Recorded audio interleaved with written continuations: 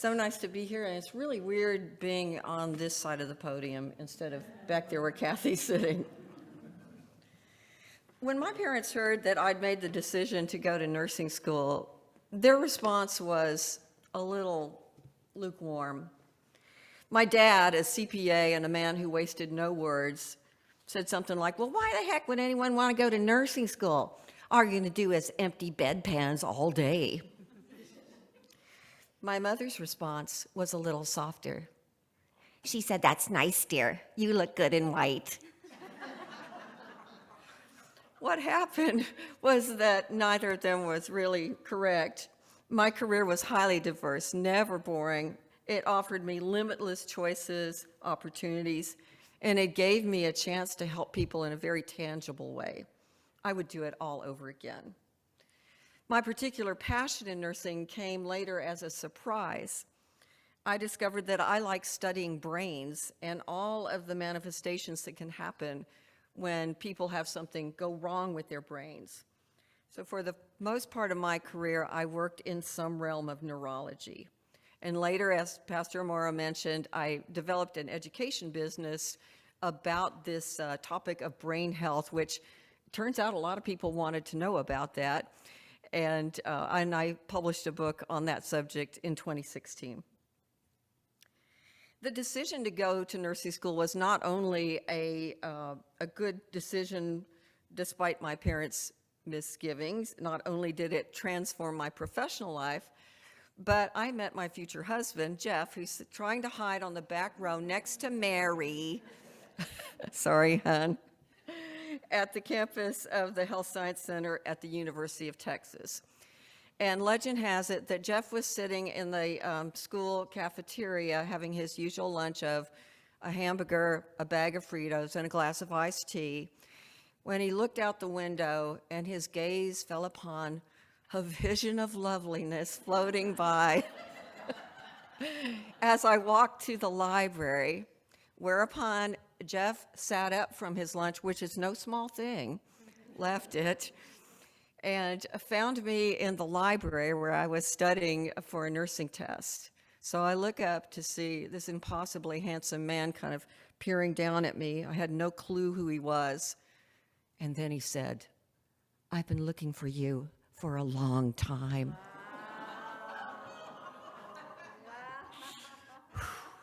We've been together ever since.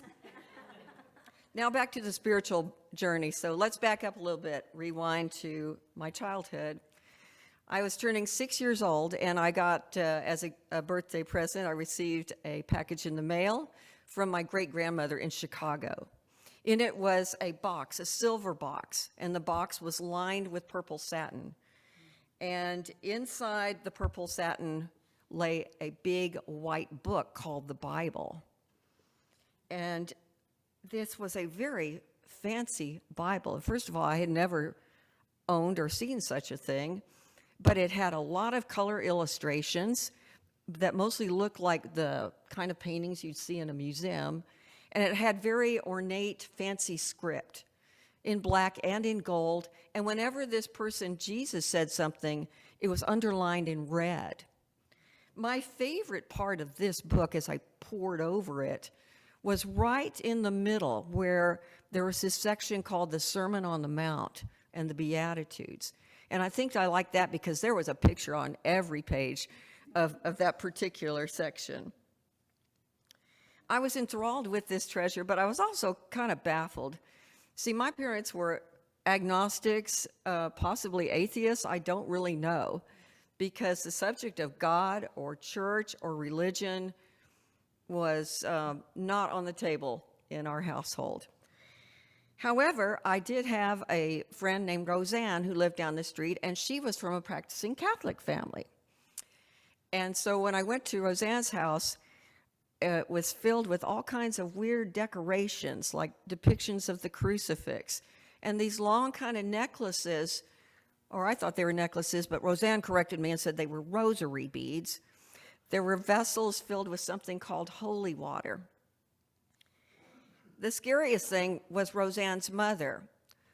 When she found out that I hadn't been baptized, She kind of scowled at me and told me in no uncertain terms that upon my death, I was going to go straight to this terrible place called hell, and that there was nothing I could do about it. That was the extent of my religious education at that time. Fast forward to post-graduation from nursing school. I'm out in the real world now, and I'm leading or learning some hard lessons. Before I start to talk about how I think healthcare intersects with spirituality, let me dispel a couple of myths for you about healthcare that you might not know, at least how it's practiced in our country. Number one, healthcare does not remotely resemble anything that you see on television or in movies, be it ER or Grey's Anatomy. I've never seen a doctor that looks like George Clooney. People don't wake up from comas with, instantly recognizing everyone just like that, makeup on, and everybody looking wonderful. In fact, most of us, doctors, nurses, and the patients, we all look terrible because we're all so darn tired. Number two, not everything that you learn in theory and in school works in real life. Let me tell you what happened to me, my first job out of nursing school in a small ICU in a small Texas town in a county hospital. I worked the evening shift. So it was an interesting cast of characters that were admitted to our ICU.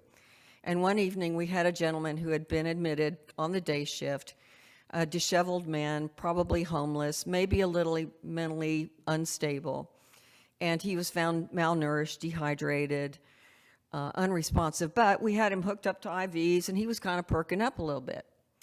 Well, the kitchen brought in his dinner tray, and on the dinner tray was a full meal, and there was a dinner roll. And you know those little foil containers of butter and jelly to go with the roll? Those were on there too. So we set the tray up in front of him, and this man starts to just shove food into his mouth like he's an animal. I thought, well, he must be really hungry. And when it came to the butter and the jelly packets, he didn't even bother to open them. He just threw that jelly packet straight into his mouth unopened. Well, guess what? Guess what blocked that man's trachea and stopped his breathing? Okay, now I'm in a hospital, right? We have all the resources in the world. We have all the equipment, all the medicines. And when somebody has a breathing emergency, you may know that we call something called a code, oftentimes a code blue.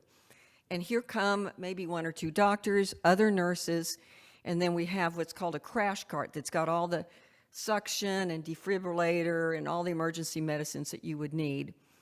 And so we rush over to help this guy. And we're doing everything we were possibly trained to do. We're trying to suction out that jelly packet. We're doing what was then called the Heimlich maneuver, now called abdominal thrust, back blows. Everybody yelling at everyone, just kind of a big chaotic scene. And we never could remove that jelly packet. And that man died right in front of everybody. So I have a lot of stories to tell you, or that I could tell you. Some are grim, like that one, and some are not so grim. But I will tell you this, day in and day out, it is the medical people who bear firsthand witness to the sick and the injured are nurses. That's because, other than family members, we spend the most time with the patients. We see you on your good days. We see you on your days where they're not so good, on your worst days. And quite often, we are present at the transition from life to death. And I'm going to take a moment to talk about this sometimes uncomfortable subject, to tell you about my experience with witnessing deaths. Now, I worked primarily with older patients in my career and in long-term care. So I've been privy to seeing several deaths that took place under my watch. And contrary to what you might think, I consider these experiences as gifts. I think that seeing a person die is a privilege and honor. It is sacred and deeply personal. few professions allow a person to be at the bedside of the dying. It's just another benefit for nurses. Not all deaths are what I would consider a good death. A good death is one that is peaceful, natural, family and friends at the bedside, not in an ICU or an ER hooked up to a bunch of machinery. And isn't that what most of us want? Now, when a person is approaching death, say after a long illness, they start a winding down process that medical people call active dying. And there are very distinct symptoms that we can see with this. Blood pressure plummets, the pulse is racing to try to keep the heart beating, and respirations get very irregular.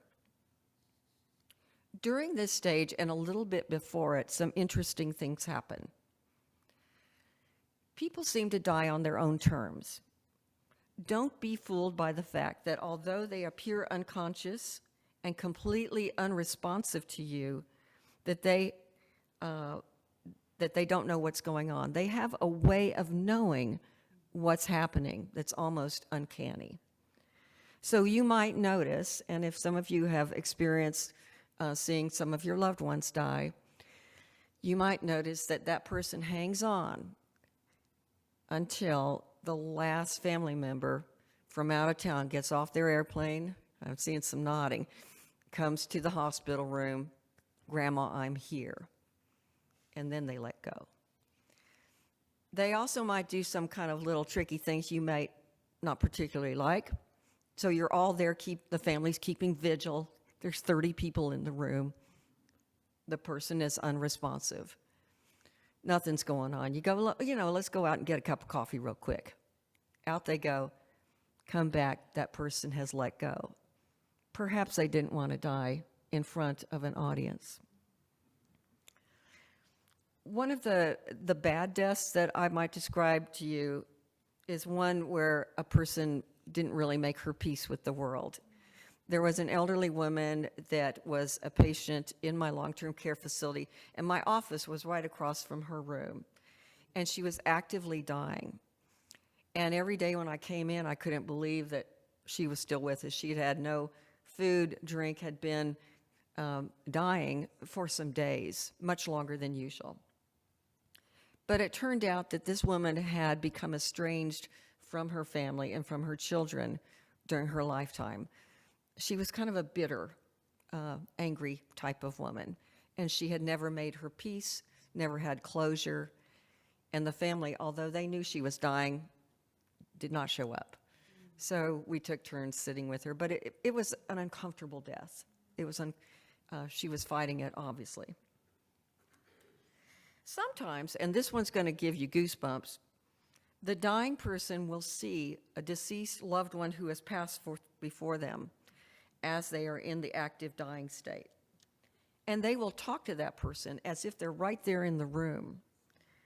This is not uncommon. Ask any hospice nurse. In a similar vein, in my specialty in Alzheimer's, some of these Alzheimer's patients at the time of dying might have a moment of lucidity where they speak and appear to make perfect sense, even if their cognitive loss was completely profound in the preceding weeks, months, and even years. As a result of being present for so many deaths, and in these types of situations, I no longer fear nor even dread death at all. I don't think it's anything to be scared of. My personal faith is very simple. I still have that old white Bible that my great-grandmother gave me, and my favorite part is still the Sermon on the Mount. That's the one that sticks with me because I think it's the part where Jesus kind of gives us a blueprint to live by. The primary rules being the ones that he ticks off in giving his famous sermon. Now I'm going to paraphrase, but I will give you my take on a few of these guidelines. And in full disclosure, I have broken every single one of these rules. I continue to do so, but working on it. Number one, make your peace with people. don't hold grudges. That's not worth anything. Number 2, you don't like someone or someone doesn't like you, bend over backwards to be generous and kind to them. If they want $1, give them your wallet. They're hungry, open the refrigerator and clean it out. Kill them with kindness, as my mother would say. This actually works. It's quite disarming. Number 3, don't make a big deal about your faith. Lose the holier than thou stuff. This is between you and God. It's private. Number 4, remember that things are just things and money's not the answer to your problems. Plus, you can't take it with you. Number 5, don't sweat the small stuff. Stop fretting about what's going to happen tomorrow. For this reason, I think Jesus was kind of an in-the-moment guy, and I like that. Number 6, no one is better than anyone else, so get over yourself. Judgment of others has no place. That's a tough one. Number 7, if you need something, don't just sit there, ask for it, and then be open to receiving it. Number 8, show your work. Use your gifts. Do good things for other people. Set an example. What's the scripture? Don't hide your light under a bushel. I think that one's pretty obvious. We all have gifts. We all have gifts. A final caveat, I think one of the scriptures that speaks to me most keenly is later in the book of Matthew, in Matthew 25, and it's the one that says, whatever you did for one of the least of these brothers and sisters of mine, you did for me. It really hurts me. I see someone in need. They're dressed in rags. They smell bad. Maybe they're foraging through the trash can for something to eat. And we are quick to judge them and to feel disdain for them. Christ's message, I think, overall, is to be compassionate, especially with people who are hurting. And to be honest, what drove me to your doors, to this UCC church, a little less than 2 years ago when I was brand new and didn't know a soul here, was that I looked online and I saw that you fed people and that you do that every single day. I've been fortunate to help with some of these dinners that Miss Mary and Miss Susan, Miss Kelly and Stephanie have been involved with. And I've seen how gracious and open you are, no judgments of who walks in that door. You're practicing Christ's work as far as I'm concerned. I think God is in the details. I think the divine rest resides everywhere, in that you find it in the most ordinary of places. My goodness, go outside for a walk in this beautiful place where we live. Notice what captivates your attention.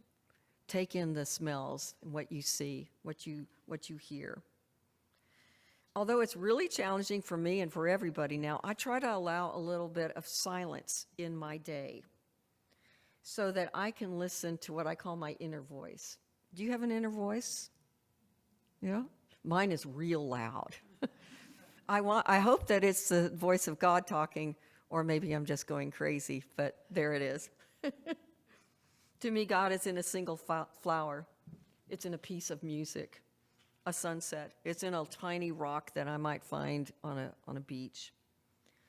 But I think a larger, more visceral sense of God's love is in our connections with others, especially when you practice kindness and giving. And it doesn't have to be much. It can be a smile. It can be a hand squeeze. It can be a hug. It doesn't have to be much, just to recognize that that person is there and to look into their eyes and mean it sincerely, as well as a declaration of gratitude. And I will express that to you now. Thank you for hearing me today and for allowing me to be part of your service.